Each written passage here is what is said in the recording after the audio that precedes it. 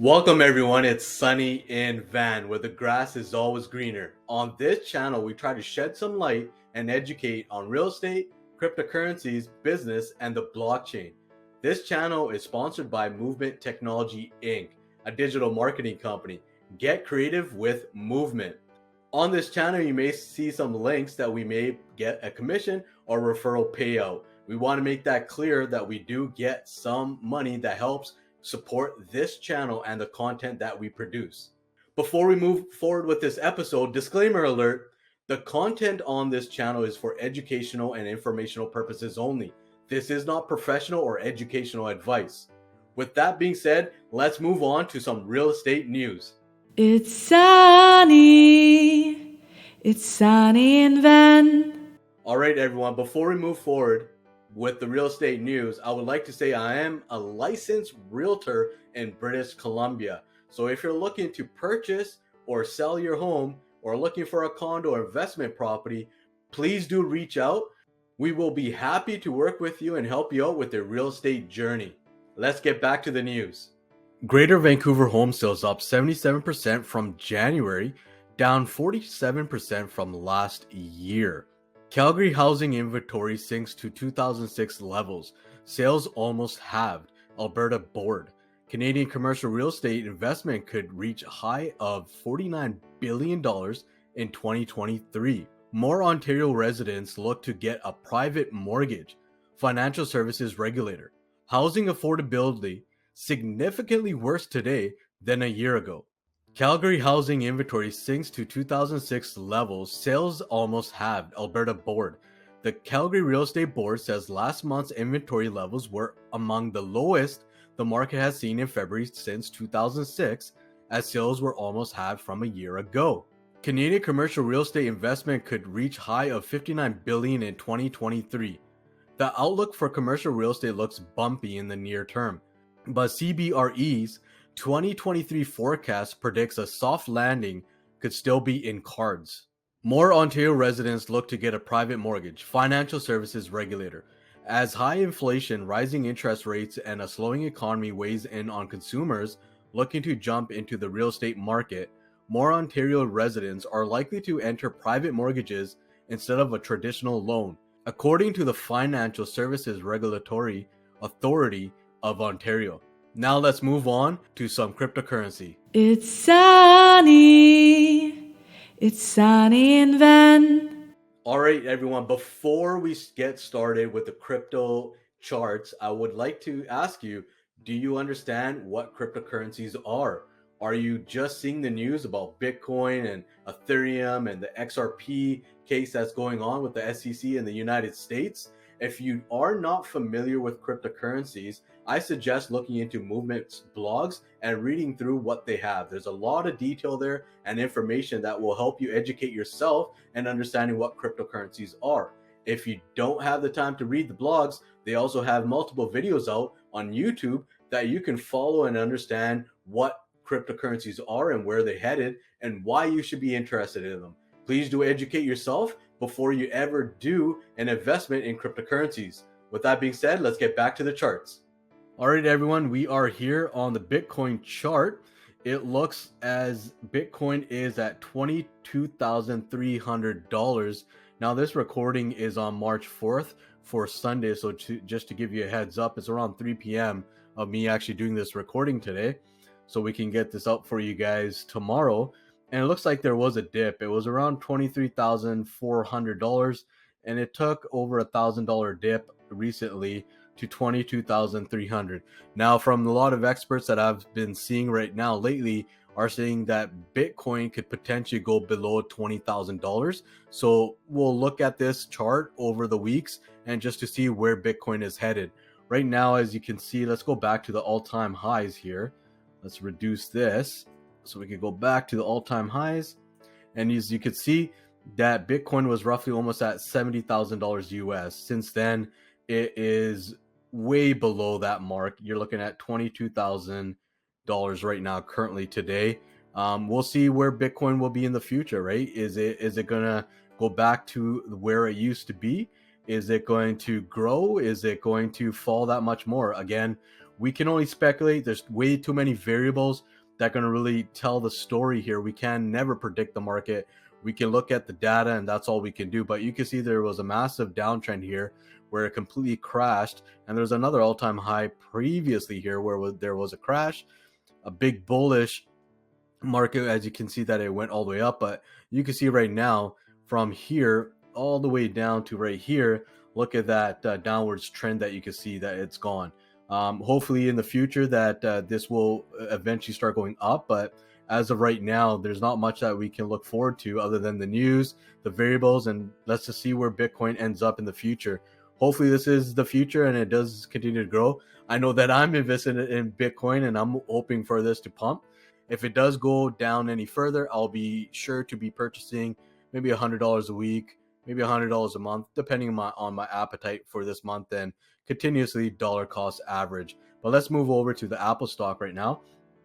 Apple stock is roughly at $150 US, and it looks like it's not that much more volatile over the past few months here. It did escalate from January, which was around $124, and it has bumped up since. It went all the way up to $157 USD. It was around $157 as of October 2022 as well. And let's just go back in time and let's just see if we can see that all-time high here. It looks like this was the all-time high, was roughly around $183. And right now we're looking at 150. So it hasn't gone down so much ever since, but there was a big crash ever since January of 2022. It did go down to $130 of June 2022. It did recover back to $176 of August of 2022. As you can see, it's gone down. It flatlined here. It crashed here in the bearish market, which was around January of 2023, and now it's back up towards $150. So Tesla, this is the Apple stock. I do apologize for that. The Apple stock, it seems to be going fairly well here. If we do a trend line, as you can see here, let's move this a little bit down. There we go. As you can see that little trend line, it is looking like it is going a little bit further down. And it looks like we're testing this right here. There is a pie shape. If we can look at right here, and you can see that when it hit these lines right here, it was testing that. Let's bring it in a little bit further here.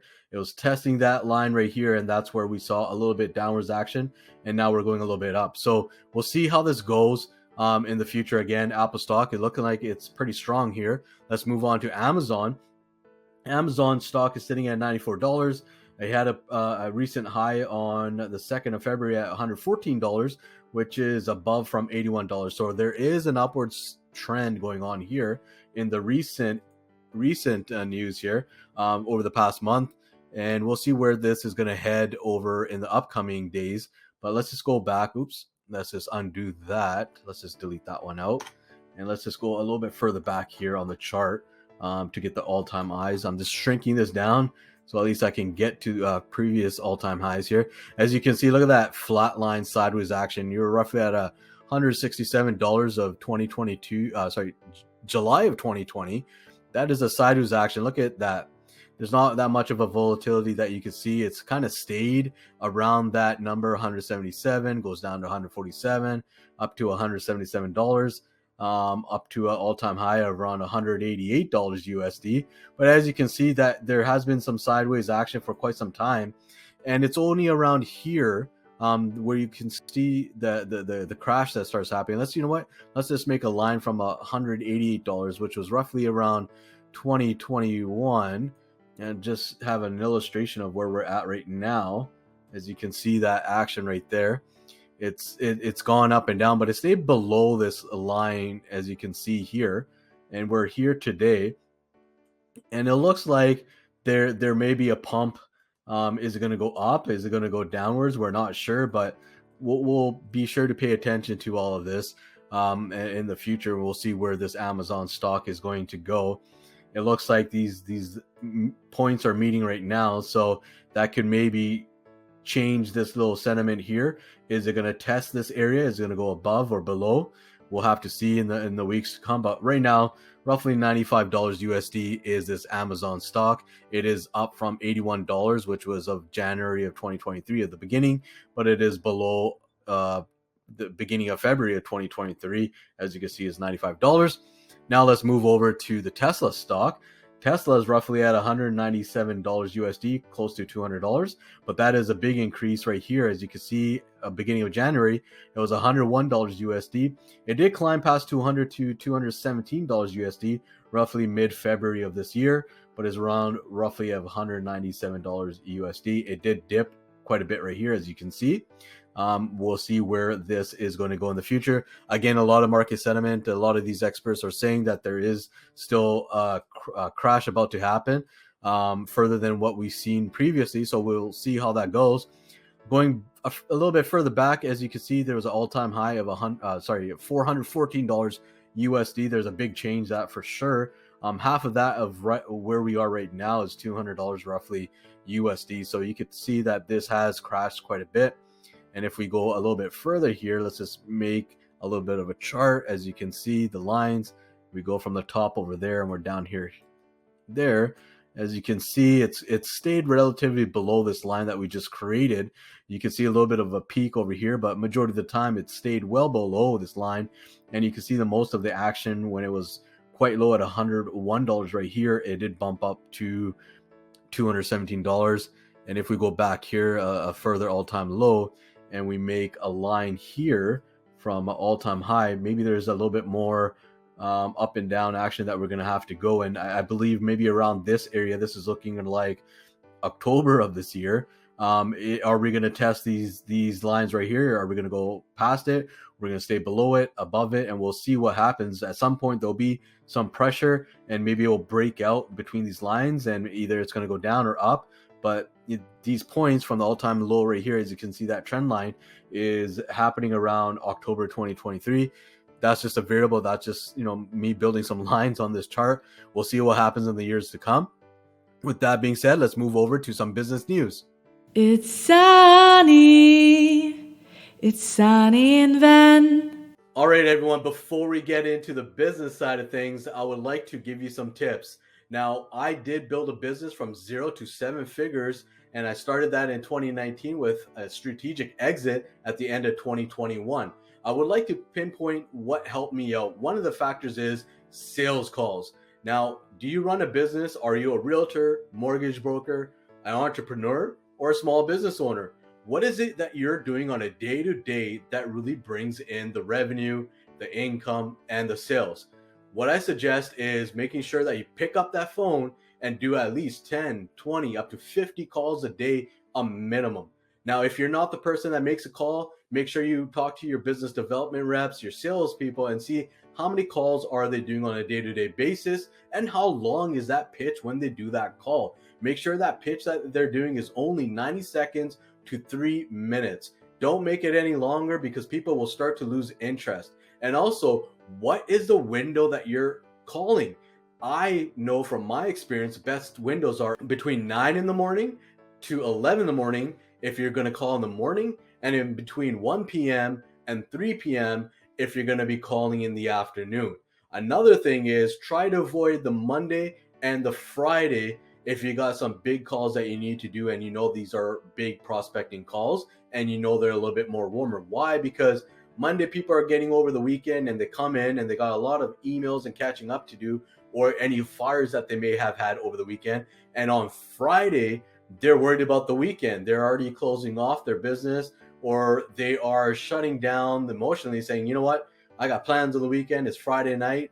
And it might be a whole lot of different variables. I'm not saying not to call during those times, but I'm saying strategically try to do it in between Tuesday and Thursday, between those times, and make sure that you're making enough calls to get enough conversations going, to set enough appointments, to then make sure that you close those deals. But when they're closed, also remember, make sure that you're onboarding these clients the best that you can, giving them that experience, as well as the retention is there. Make sure that the value that you're providing them is over and above what they expected. It's better to give more than give less. With that being said, let's get back to the news. All right, everyone, let's read some of these headlines here. U.S. Treasury puts cost of outbound investment risk program at $10 million. A program to address the risk of outbound U.S. investment in areas where sensitive technology potentially harmful to national security would cost $10 million if set up this fiscal year, according to a U.S. Treasury Department report obtained by Reuters. Board of Italy CDP meets Sunday over bid for Telecom Italia grid. Italian state investors CDP has called a board meeting on Sunday, which is expected to approve a long-delayed non-binding offer to the fixed network of former phone monopoly Telecom Italia, three sources close to the matter said. Mercedes-Benz begins building battery recycling factory in southern Germany. Mercedes-Benz laid the foundation stone for a sustainable battery recycling factory in Kuppenheim, southern Germany on Friday. Goldman Sachs arm among bidders in possible $10 billion subway sale, Sky News says. Goldman Sachs Group Inc.'s asset management arm is among the suitors for the US-based sandwich chain Subway, which has been put up for sale with an estimated $10 billion price tag, Sky News reported on Sunday. Hey, I used to shop there, well, eat there. I haven't been there for a long time, but let's see what happens with Subway. Fed's dally tighter policy for a longer time, likely needed. San Francisco Federal Reserve Bank President Mary Daly on Saturday sounded a clear warning on the inflationary threat and signaled that the U.S. Central Bank may raise interest rates further and keep them there longer than has been expected. Bankman-Fried can have a flip phone, limited internet while on bail. U.S. proposes. Sam Bankman-Fried should be allowed while on bail to have a flip phone with no internet capability and a basic laptop with limited functions, but be forbidden from using other electronic communication devices, the U.S. Department of Justice said. Tesla Inc. said it is recalling 3,470 units in 2022 through 2023 Model Y vehicles in the United States because bolts securing the second row seatback frames may not have been securely tightened, according to a filing made public Saturday. Wow, that's some scary stuff, people. Safety is number one priority for a lot of people, and this is very scary if you have a Tesla. Silvergate suspends crypto payments networks shares fall after hours. Silvergate Capital Corp said on Friday it made a risk-based decision to discontinue the Silvergate Exchange Network, its crypto payments network, 2 days after the digital asset-focused bank raised doubts about viability. Bank of America Citigroup trim investing banking headcount in Asia. Bank of America and Citigroup have cut some investment banking jobs in Asia. People familiar with the matter told Reuters, joining global peers in paring headcount as China deal-making slows. Let's move on to some blockchain news. It's sunny. It's sunny in Van. All right, everyone, we're here with the blockchain news, but before we move forward, as always, here's a tidbit. If you don't know anything about blockchain, you need to educate yourself. Make sure you check out Movement's blogs and videos, a lot of content to educate yourself to understand where the world is headed around transportation, finance, the economy, and how we're going to be communicating with one another. Everything will be moving towards blockchain technology is from what we believe. We're invested into it. And we're going to continue to cover this because we feel that it's going to change the business landscape for the future. With that being said, let's get back to the news. The rise and fall of Silvergate's crypto business. The bank's own data shows the rapid acceleration of its novel crypto banking business and how leaning into digital assets made it vulnerable to the industry's drama. Binance US is operating unregistered securities exchange, SEC officials say. The officials spoke during a Voyager Digital bankruptcy hearing. Silvergate closes SEN platform institutions used to move money to crypto exchanges. CryptoBank warned this week about its ability to remain in business. Binance USD stablecoin market cap falls below $10 billion after Coinbase delisting. Liquidity is deteriorating for Binance USD as crypto investors have redeemed some $7 billion of tokens from issuer Paxos since regulators ramped up pressures on the stablecoin. Breaking Tether investigation reveals use of fraudulent documents and obscured identities to open bank accounts. Tether had to resort to unconventional tactics to maintain access to the global banking system in 2018. Crypto bank Silvergate forced to return $9.85 million deposit to BlockFi in ongoing bankruptcy dispute. Crypto-friendly bank Silvergate has been forced to return $9.8 million to BlockFi as part of the crypto lender's ongoing bankruptcy proceedings. Now let's move on to some more real estate.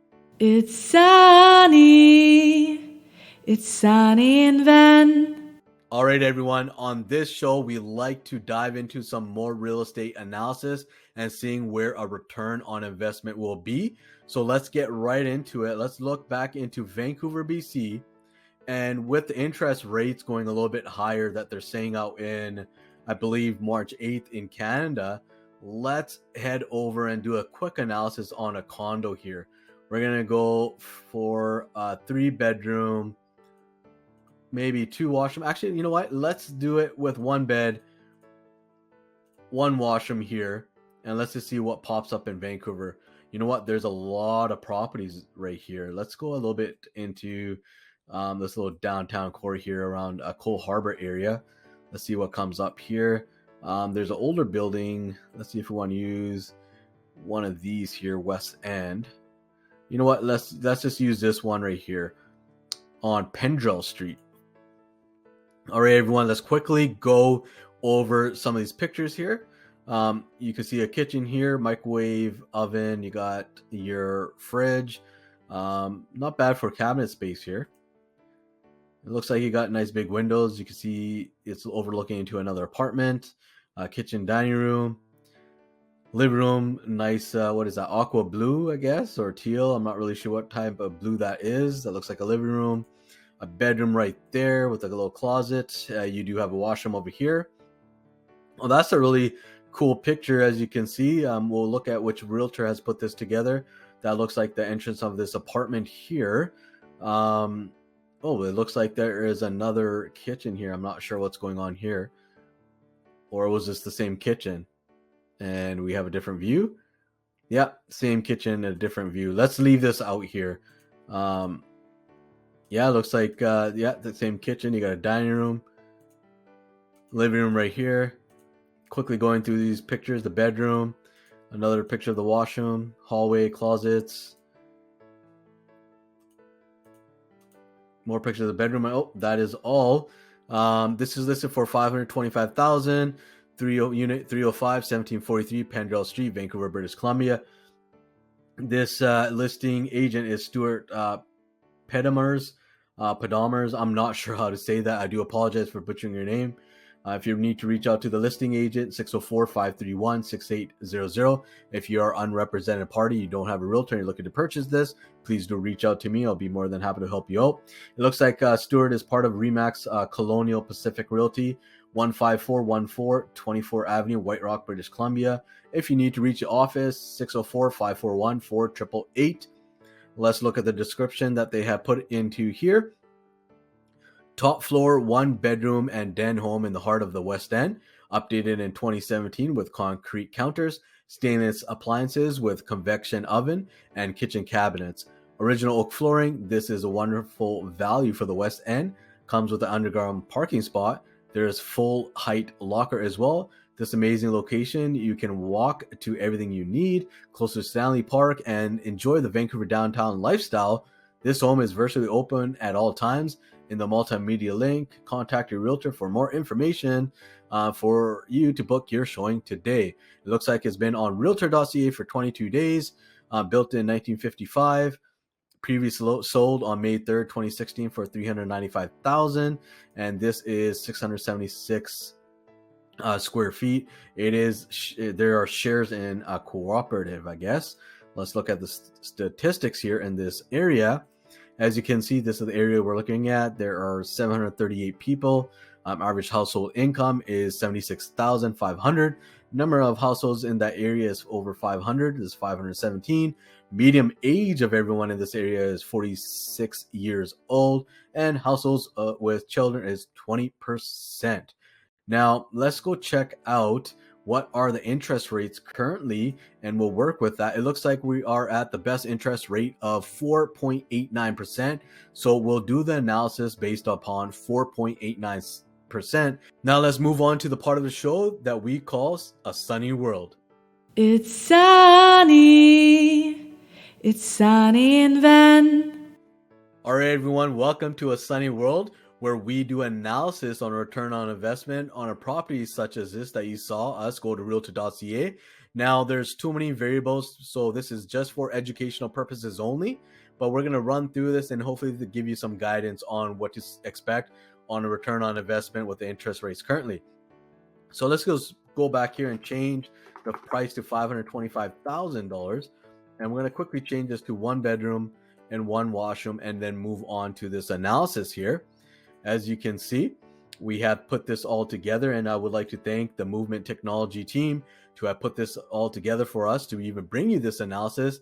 Thank you, Indy and the team, for having this put together. We're going to build on this platform that we do have here and make it that much more advanced, but let's just start with what we have here. Now let's put this all down to 5% investment, and we'll do a run through here. So if you were to purchase this property with 5% down, you're looking at roughly $26,000 of a down payment required to purchase this property. If you do put down a down payment with $26,000, you're looking at a mortgage amount of $500,000. Now, with the mortgage rate, which is semi-compounded annually, comes out to 4.95% over 30 years, with a rough property tax of $1,800 in the year, your mortgage payment's going to roughly come out to $2,600 a month. Now that is $2,600 to afford a $500,000 mortgage. Again, look at your salary and see what you make after tax, and are you able to afford something like this? The information included is for educational purposes only. This is not financial or professional advice. Be clear on that. This is it only for educational purposes only. It's a guideline to help you out when you're purchasing property, what to expect. Now, you're looking at $2,600 a month, and out of that month-to-month payment, you're looking at building $600 of equity out of that month-to-month payment. In a year's time, you should build roughly $7,400 worth of equity in that property that you purchased. Now that's like paying down the mortgage and paying against the principal, right? So the principal amount and building that equity is roughly $7,400. And if that is, again, if you pay into it month to month. Now we're going to take it a little bit further, and let's just say this is something that you purchased as a rental property and you put 20% down. You know what? Before we get to that, let's take it one step further. I forgot to mention one thing, that what's a rough salary that you're going to be required by the bank or some other mortgage lender that you will be able to be qualified for a property like this, which is a $500,000 mortgage. Now, you're looking at roughly $86,600 to be able to afford a property like this. Now, let's just say the interest rate goes up to roughly 5.25%. You're going to need a little bit more. You're going to need roughly around $89,000 to be able to be approved for this. Now, that is if you have absolutely no debts or loans that you're owing over and above this mortgage. And you can see that your mortgage payment actually goes up to $2,750 a month, and the equity goes down to $570 a month. Over a year, you'll have $7,000 of equity built in that home. But as you can see, the mortgage payment does go up. Now let's just put it back to 4.9%, and we're going to go to a part of this channel that we like to call Sunny to the Moon. It's sunny. It's sunny in Van. All right, everyone, this is Sunny to the Moon, and we would like to tell you about a return on investment over 5 years, and we're going to break that down on a rental property. So on this rental property, if you were to put 20% down, on a $525,000 property or like an apartment condo, you're looking at $105,000 down. Now, what this means is your mortgage now goes down to $420,000, and on a 4.95% mortgage over 30 years with property tax of $1,800 on that yearly, your mortgage payment goes down to $2,200. Now, this is more affordable than $2,650 that we saw before. This is roughly $2,240, a little bit more affordable. But again, look at your salary. Can you afford this? This is a rental property, but I'm just telling you, look at this just in case. Let's just say that rental is not there for a month or so. Can you afford this property? But let's take it that much further. The gross rent that you could potentially get is $2,460. So if we apply this against the monthly mortgage, you're going to have a net rent of $65, meaning that the mortgage that we're going to be getting, or sorry, the rent that we would get if we were investing in this property would cover that mortgage, and you would be left with $65 of rent on a month-to-month basis, building out that cash flow. This payment does not include the property tax. If we're including the property tax, that's why there's a much lower number of what you're left with, which is $65 a month. Now you're building $65 a month as cash flow. Maybe you could buy some coffee at Starbucks with this cash flow, or save it and reinvest. We're going to break it down one bit further, and let's just run through this scenario, and let's just see where you would be left with. So if you put down 20% on a property worth $525,000, which would be $105,000, you will be left with a mortgage of $420,000. Your monthly mortgage payment without the property tax is $2,240 a month. If you're getting rental income with having a tenant in the suite, you'd get roughly $2,460 a month. That would offset the mortgage and will leave with you with $65 a month of cash flow. Now, the return on investment of $105,000, you're building 0.74% of a return on a year to year. So this 0.74% is based upon having roughly $6,000 of equity built in that year. Now, over and above the equity, you're also building a little bit of rental income. So in that year, you'll get $780 of rental income, which is $65 a month. If you add these two numbers together, which is $6,000 equity and roughly almost $800 of rental income cash flow, in 5 years, you'll be left with roughly $7,000 of equity and rent put together. Now, if we take it further and we take it into 5 years into account, you would have built almost $35,000 worth of equity, and you would have collected almost $8,800 worth of rental income. If we combine both of those together, you would have made equity and rent of $43,000 over 5 years. Now, if we take this even further, so if that property were to grow by like 3.11% year after year over a 5-year span, the value of that apartment or that condo could potentially go to $611,000. Now, with that being a net difference between the potential increase and the original amount you bought it for, you would have $86,000 or even almost $87,000 built that you could potentially sell and pocket. So if you were to build that equity, build that cash flow, and also have an incremental value increase of that property in 5 years, and you end up selling it, you can have a return of roughly 124%. That is incredible. That is adding the $86,000 to the equity built that you could get that return. Now, since this is a rental property and you can use a rent as something that is income added to the salary, now you will only require roughly $59,000 to be able to afford a $420,000 mortgage, because they'll take your salary into consideration as well the rental income as you're producing as well, and combine that to help you out with that. Now, that is much more doable than living into something yourself. Now, Another way to be able to afford something like this, let's say you don't have rental and you're going to live into this yourself, maybe get a roommate or a private investor, invest in with family or friends, and seeing how you could build that wealth.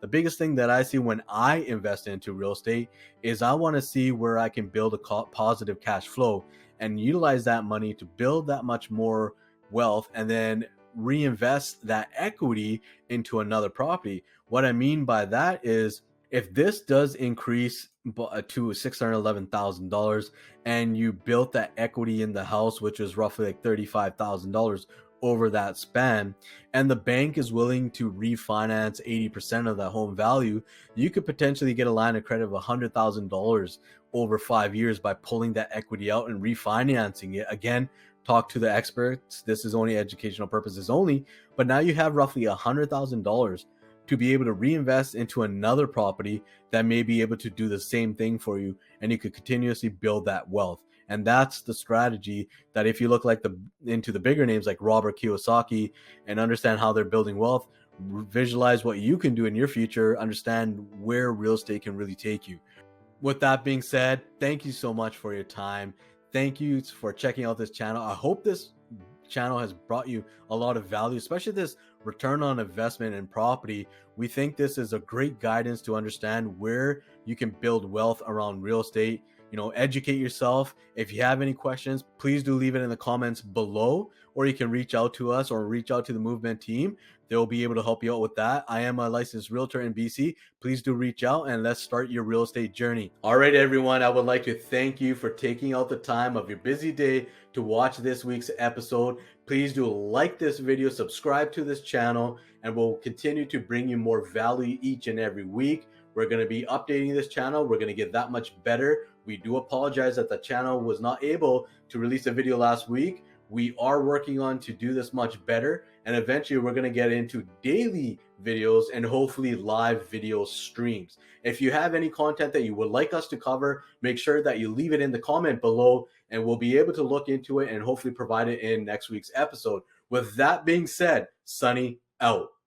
The clouds may gather, the winds may blow, but in my heart I know it's sunny. Then let's go, brighten your day, enjoy the show. It's sunny and then, it's sunny and then, stay a while, create a plan.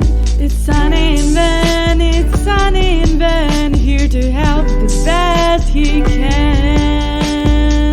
The clouds may gather, the winds may blow, but in my heart I know it's sunny. Then let's go, brighten your day, enjoy the show. It's sunny and then, it's sunny and then, stay a while, create a plan. It's sunny and then, it's sunny and then, here to help the best he can.